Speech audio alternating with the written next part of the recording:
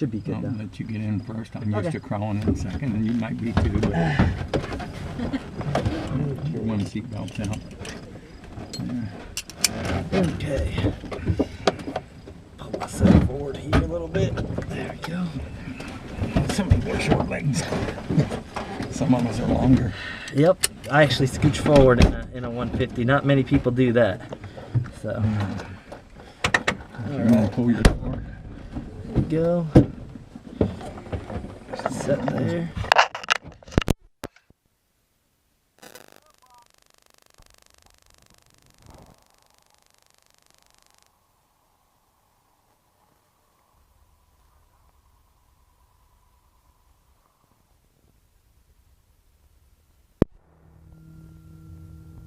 Test.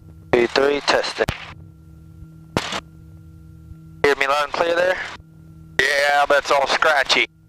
Okay. That's what I was talking about. We have, it's that center plug right there. Test. I can hear you good. On my side anyway. Yeah, okay.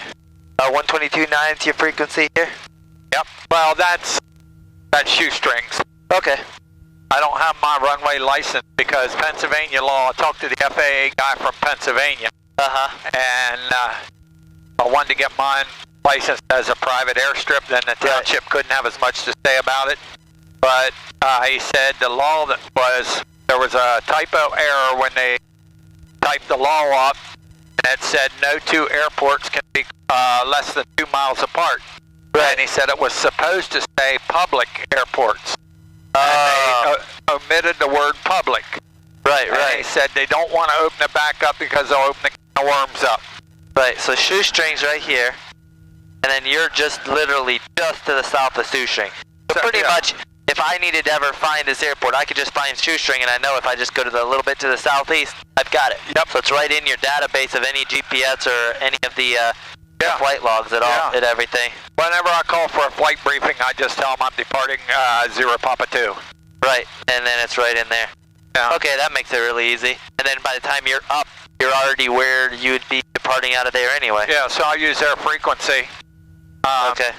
122.90. Was there any particular place you wanted to go? No, sir. Just wherever you think is neat around here.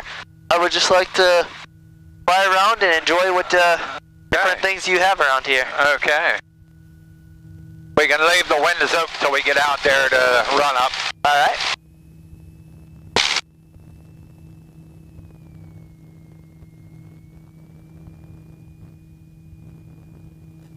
I want to look at that windsock one more time. All right. And we got a pretty nice little crosswind from the north.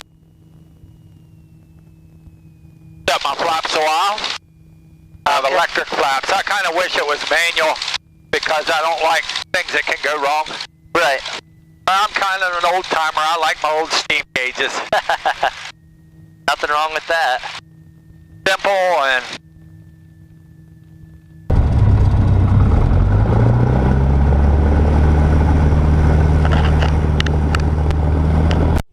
see what I said about coming around without stopping? Right. Yeah, I hear you there. Airspeed's coming alive. Front end's off. We're good to go. We're off. Oh yeah, you got her. Now Scott Shepherds live in this woods right down here. Oh, and then you got a nice little drop off here if you needed to do a little ump and then drop down and out. Yeah. You look right down here is our house. Okay. Yeah, a little bit of turbulence off of the coming off that woods. Coming off the woods, yeah, with that little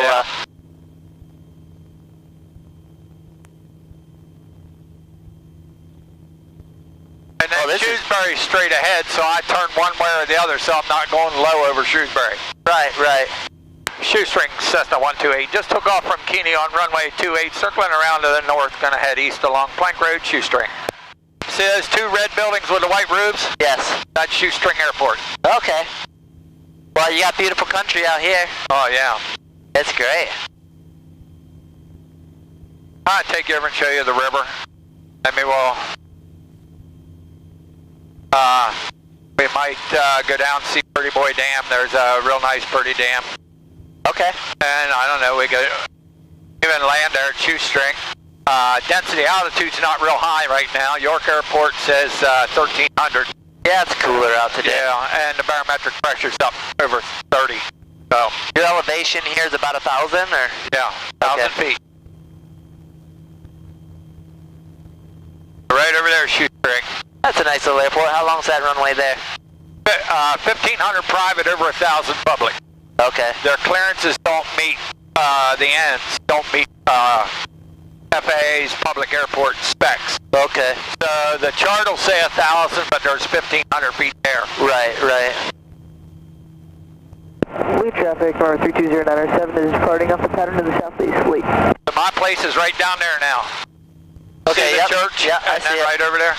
Right, yeah, you got the, so right from there, so I would find here, find Shoestring, head a little to the south of Shoestring, and then the only telephone wires you really have to worry about are those ones right on your end of yours. Boy, Yeah, now we got this other line out here, but right, if you didn't have that set right in the end, I'd you be could get good. them to drop it down, you'd be golden. You'd be golden both sides. I know. There was one across the middle, right where my field road goes back, and they were going to put a new line in, and I said, hey, what's it take to get it buried? I have a backhoe, I'll do the digging. Right. So it cost me $5,000 Radio check, please. while they were doing it. If we'd have come in to do it without them replacing the line, it would have been a whole lot more. Right, right. Did you want to fly? Oh yeah, definitely. I like flying anytime. You have the controls? I have the controls. Where do we climb into?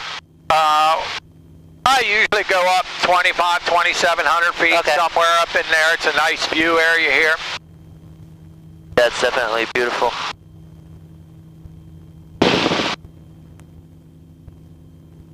When I give people rides, if they're comfortable with a lot of maneuvers and stuff, I'll show them steep bank turns. Or there's a few people that wanted stalls, and I showed them stalls. We're climbing really good for this. The density altitude not bad at all. Right.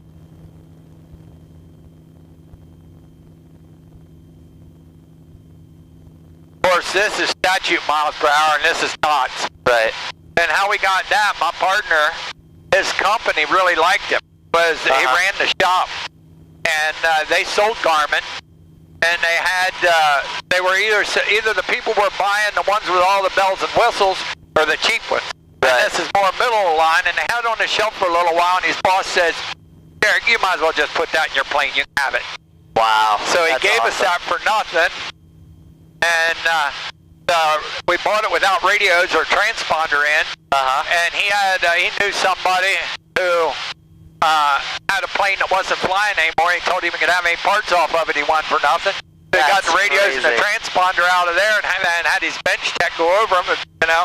So we got free of that, you know. I bought this plane for $10,000. Wow.